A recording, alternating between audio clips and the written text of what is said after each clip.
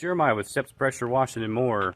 One of our viewers requested a video on the different chemicals we use and how we use them. So today I'm going to take you through pretty much all of the chemicals I use as a professional pressure washing business and kind of going through how we dilute things and what uses they can be for. It's a little bit of a different type of video from what we normally do, but thank you again, Lost in Time, for the request. We're always willing to do a little bit of informational videos for things that you guys may need, or just some tips and tricks, and feel free to add in the comments below any other topic you would like me to do a video on. Alright, let's get right into it with sodium hypochlorite. Sodium hypochlorite, the lifeblood of the pressure washing industry. I generally am able to purchase this at a 12.5 to 15% concentration. You can also regularly find this in the Pool Essentials at a 10% concentration. And again, you've got your standard Clorox, which you're going to find in between a 6 and 8% concentration. Then once we find out what concentration we have, this one is going to be diluted to 1% for house washing, 3% for post-treating of concrete, and then a lot of people would do somewhere between 4 and 6% for roof washing, but I don't actually use it for that. I really just use this to clean any sort of algae on houses or concrete, seeing as how those are the services that I offer. And this one you have to be very careful with as far as getting this on your body or even inhalation. I will definitely say when I get up into the 4 to 5%, I prefer to use a respirator, and even on a hot sunny day, the 3% is a little strong for me. So make sure you are staying in a well-ventilated area and having the proper PPE to handle this. I have gotten this on my skin, and you do notice it pretty quickly, especially at that 12.5 to 15% strength, and it will cause a pretty significant burn on the skin, and you will notice it for quite a while. This is, of course, though, the lifeblood of our industry. I go through probably 100 gallons a month on a good month, and if I was doing roof washing, it would go a lot faster than that. This is my absolute favorite wood cleaner. This is one that I will dilute either 4 ounces by volume to 1 gallon of water, or for the stronger need, it's going to be 6 ounces by volume for 1 gallon of water.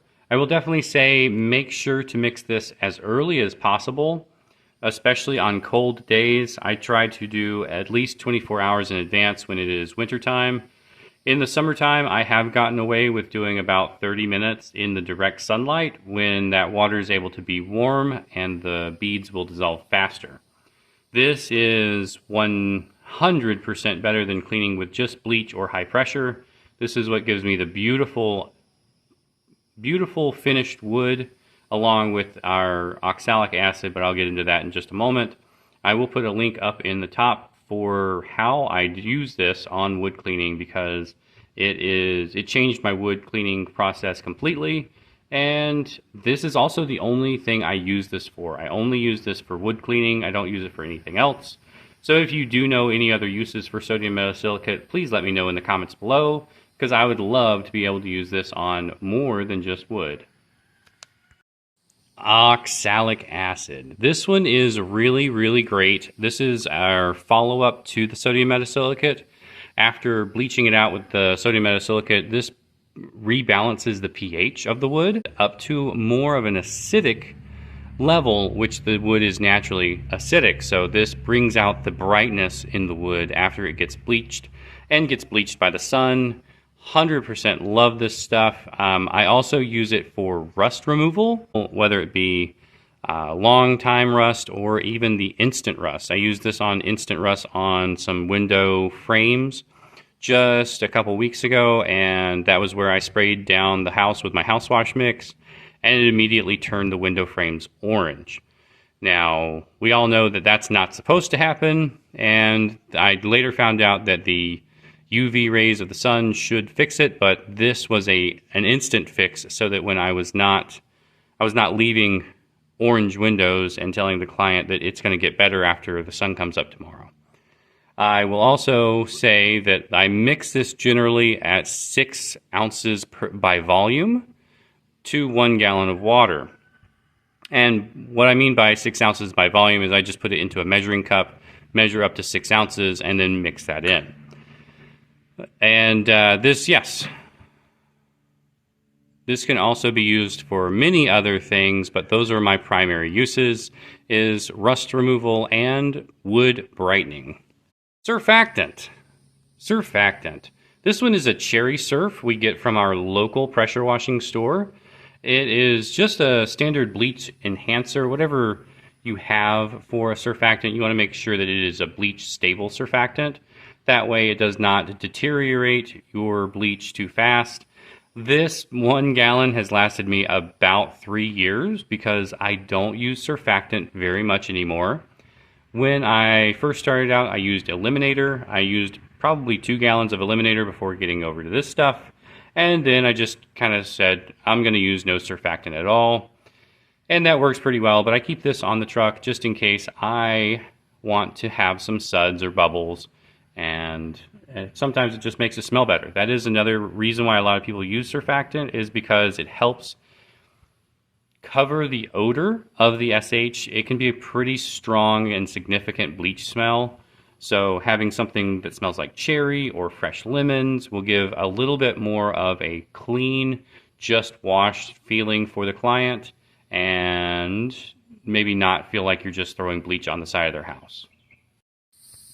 Simple Green. This is a very common household cleaner that we use sometimes for simple household cleaning needs. I have used this for a water-based stain remedy, and that was where a client stained their deck, and then I came along, sprayed a little Simple Green on there, and then scrubbed it with agitated it with a brush, and then rinsed it off. It worked very well for the water-based, but it did not work at all the next time I tried it on an oil-based, and it didn't touch it at all. So this one can be used for many other things. I've used this on hornet's nest removals. I've used this on some small grease smudges, hand smudges on railings and by front doors. It is a very good household cleaner, and it is also very cheap and readily available at any hardware store, and even like Walmart and Target and stuff like that would sell it.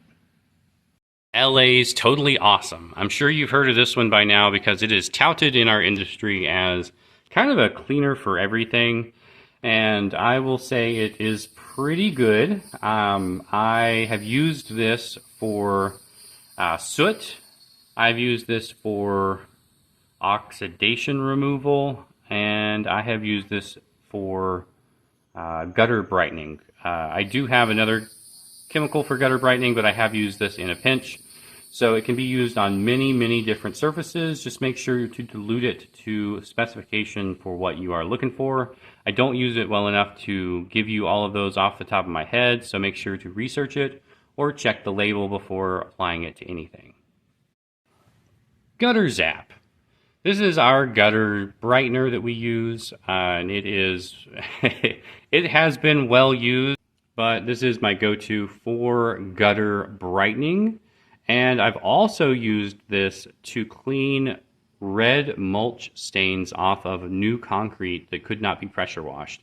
So I actually just mixed this up to my normal gutter brightening strength, and then I just agitated it with a stiff bristled brush and rinsed away. It didn't get the stain completely off, but it absolutely diminished it to a more reasonable level. And those are the chemicals that I use on a day-to-day basis. I might not use them all every day, but from one day to the next, that's what we use. I will also say that some of these took me a little while to find and figure out how to really work into my system.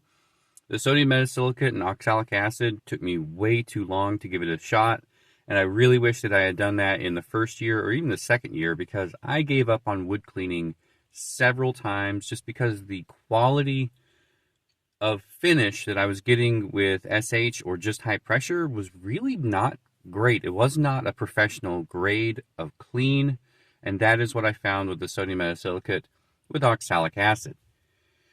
If you guys found this video informative or entertaining, please make sure to hit the like and subscribe button.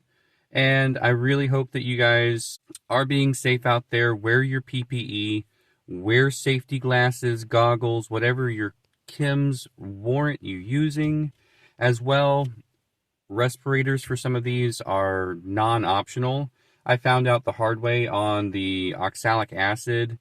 You need to wear a respirator. It messed me up for a couple days. Just on a nice hot day, I was out spraying it on some wood, and it got into my sinuses and upper respiratory, and it really took its toll. So I always wear my respirator with it now. And with the SH, yeah, sure, you get used to it on a daily basis, but man, sometimes that heat hits that driveway just right, and it will send you running. It'll choke you out. I'll tell you, that SH is wonderful for what it is, but you have to respect the fact that it is still dangerous in high concentrations. So make sure you are wearing your PPE and grabbing a respirator. I'll put some links down below for the oxalic acid and a couple other things, including a respirator, the one that I wear. It's a full face mask, and I find that that is very helpful. That way that I have a beard, so having something that just goes over this area isn't all that great. So I like the one that goes all the way over my face and under the beard. Yeah, anyway, thank you guys so much for watching. I really hope you enjoyed it, and y'all be safe out there.